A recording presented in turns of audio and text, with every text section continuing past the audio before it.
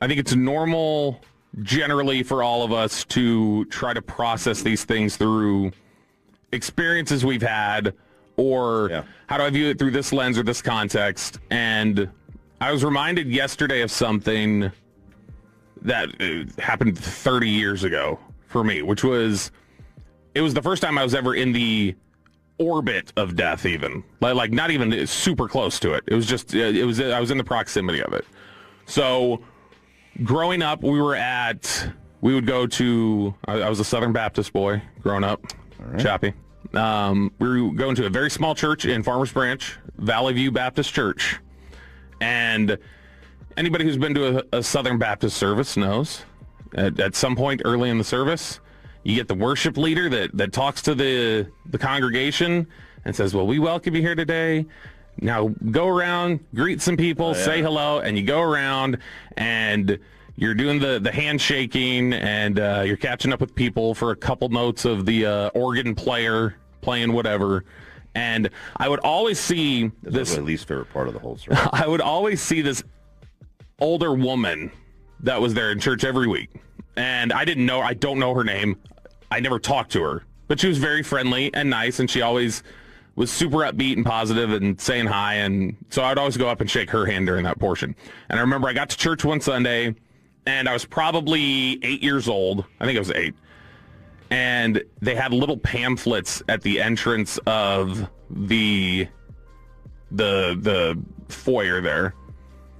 And they had her picture on them. And they were from her memorial service the day before. She had died that week. And I remember at 8 years old, it being so jarring to me, the idea of this living, breathing human with a soul that I saw every week, even if I didn't know her that well. She's gone. That you can be here and be gone that fast. And then not just that fast, but that final. And that same sort of way, I guess I haven't matured emotionally over 30 years. Deaths of people that I'm kind of in the proximity of or kind of know hit me the same sort of way. And Marshawn Kneeland did that yesterday. That's understandable. I could not, it was tough yesterday to think about. Marshawn Kneeland I was standing right next to him on Monday. Like he's standing right there and he's walking out and I don't even think anything of it. And then we're sitting here today on Friday and he is, he's gone and it's final. And I think that weight that exists for somebody like me or exists for any of the Cowboys fans that don't even know Marshawn Kneeland. I didn't know Marshawn Kneeland very well. I'd interacted with him a couple times, but I didn't know him very well.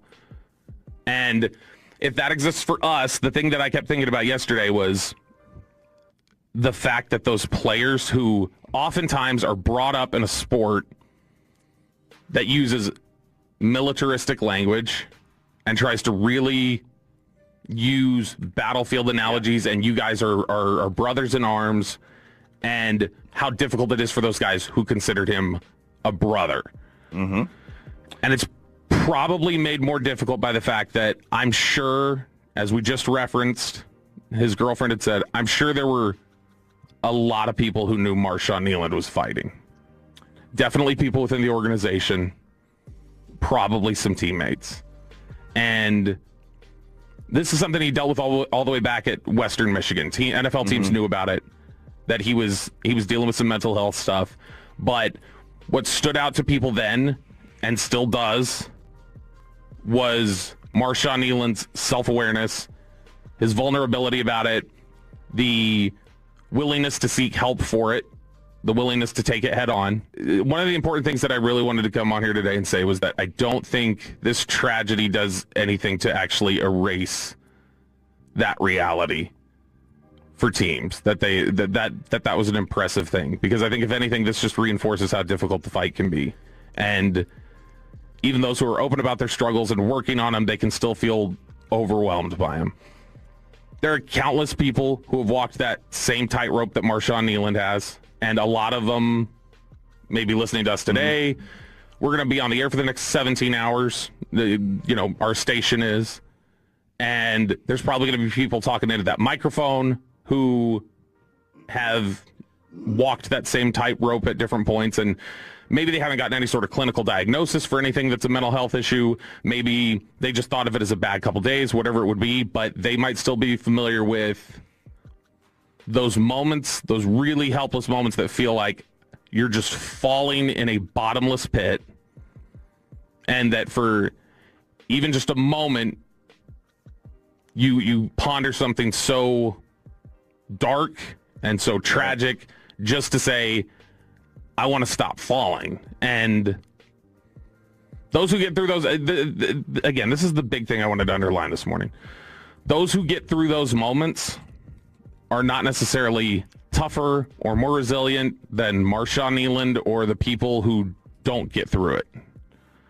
Sometimes the only thing that I think saves them from themselves is going to be timing, it's going to be circumstance, it's going to be luck, or it's going to be something even more divine that can't possibly be understood. And Marshawn Kneeland fought like hell against demons that he never asked for. And 2 days after scoring a touchdown on national television and being showered with praise from 100,000 people, he felt like he had no other options. And that's the chilling. That's the if nothing else, I think this tragedy can be a sober reminder that I think anyone is vulnerable to these moments in the right context. Anybody can be vulnerable to this, and we all, I think, have a shared responsibility to try to be each other's strength a little bit. And that may sound a little corny, but I think it's the reality of there's a responsibility on everybody to make sure people around you are okay. Yep, totally agree.